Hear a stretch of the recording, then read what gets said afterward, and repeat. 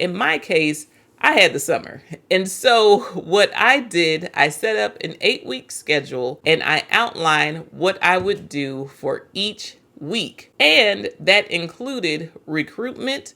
That included scheduling orientations. That also included interview time, as well as time for people to upload their examples that they referenced in their interview or they wanted to share with me in order to help me with my data collection process. In addition to interviewing and collecting data, I also provided a time frame in which I would have the transcripts back to my participants so that they could review it and make sure that I got it right. And they also had the opportunity to make any additions or modifications for me to consider. Please note that I did not change my transcript to include what they said. I added what they said as additional data for consideration. Any corrections that they gave or provided, if it was a correction to a name, then there was a single strikeout through that name with the correct name in place. Also, when we're talking about research questions,